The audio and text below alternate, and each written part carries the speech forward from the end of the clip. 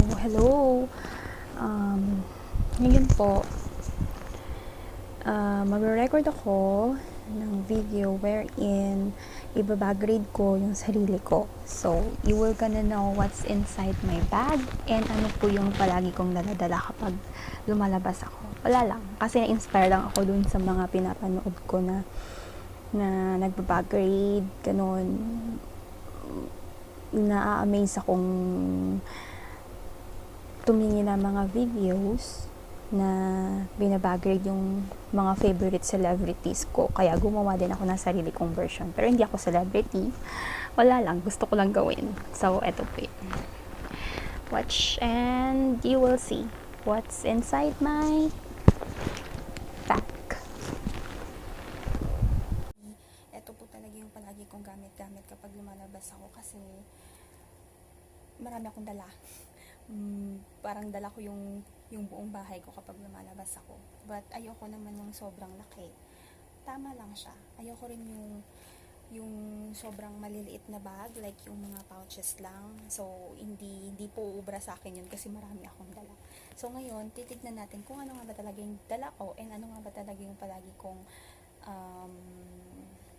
nilalagay sa bag ko kapag umaalis ako and kailangan ko. Kailangan ha. Okay, so let's start. Eto. Ano bang unahin ko dito? Of course, yung wallet.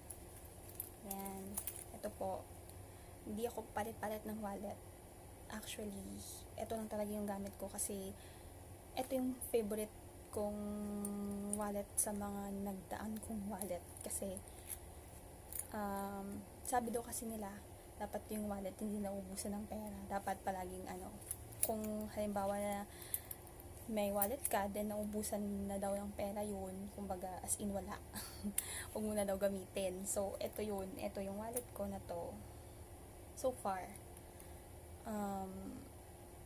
palagi kong tinitirhan para hindi ako magpalit ng wallet. So, ito yung wallet ko. Ganito. Oh, yan po yung loob. Gusto ko kasi manipis lang siya. And hindi siya bulky kung ilalagay sa bag. And next is shades. Isang clear. Ayan, wala siyang lalagyan. Diyan ko na lang siya nilagay para hindi lang siya magasgasan pag nilagay ko sa bag ko. And yung isa naman is for sunglasses. Ayun. Sunglasses pero hindi dark. Ayan, wala lang. Gusto ko palagi kong dala sila sa bag para just in case na may pupuntahan kami and I need them, at least nandyan sila palagi. Next is phone ko. Ayan. Ayan po. Phone. And power bank. Ayan. Ayan, full charge yan. Dapat laging full charge kasi kailangan pag umaalis ako. So, kapag naubusan, at least meron akong extra battery. Bluetooth headset. Kasi handy, ayoko yung nagbubuhol-buhol sa loob ng bag ko, yung normal headset or headphones, ganun, na may mga wire. So, mas okay yun to. Bluetooth pag umaalis. Pero pag nasa bahay lang naman ako, mas gusto kong gamitin pa rin yung naka-wire.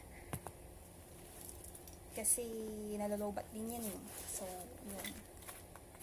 Pouch. At ang laman ng pouch ko is ito, small notebook.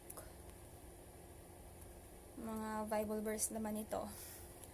And then, passport. Ito, octopus card ko. And ballpen. Yan. Yan ang laman ng first pouch. Kasi dalawa sila. Mahilig ako actually sa mga pouch. Second pouch ko is yung kikikit. Ito yung kikikit ko. Hindi naman siya marami. Yung mga kailangan lang talaga. Ayan, meron akong pads just in case. And then, ayun. Ayan po. Hindi ko na siya ilalabas. Basta yung mga pang araw-araw ko lang na kailangan and ginagamit kapag umaalis ako. Yun po ang laman niya. So, next is, ayan, cologne, perfume. Ayan po. So, this is my perfume. And wallet na ang laman is for the cards, ganon. Cards, as if naman ang dami kong cards, no? Wala yung card lang na ginagamit ko dito for yun, pag nagsasahod ako, cash card. Ayun, nandito po. So, eto coin purse, hindi siya purse, coin pouch na maliit, dito ko nilalagay kasi para hindi mabigat sa long wallet ko. So, nandito po siya. And keys, ayan, susi ko, susi sa bahay. Yun, lagi ako nawawala ng susi for pangatlo na ata. Pangatlo na to, so dapat hindi ko na to maiwala. Kaya sabi ko, ilagay ko siya sa small handy wallet na ganito para hindi ko maiwala. So yun, ayan, lagay natin siya. And tissue, yun, last na to, tissue. And yun po, so far empty na ang bag. Yan, wala nang laman. So, yun po yung mga essentials na palagi kong dala-dala kapag umaalis ako. Those that are, I feel like, useful para sa akin. So, kaya that's the reason kung bakit hindi po ako pwedeng small sling bags. Pwede naman yung sling bag, pero basta kasya to sila. Kasi ito talaga yung palagi kong dala. Which is, sabi ng friend ko, opposite kaming dalawa kasi siya, nakakalabas siya ng lit-lit lang talaga ng bag niya. And ako hindi. Kasi kailangan ko talaga na dalatusing lang lahat. So, yun po. So, ngayon alam niyo na kung anong laman ng bag ko.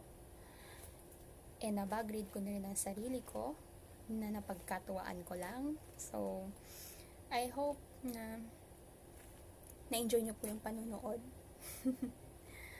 Yan po. Sige, and stay tuned for my next videos, and don't forget to click the subscribe button and hit the notification bell for more videos. Bye!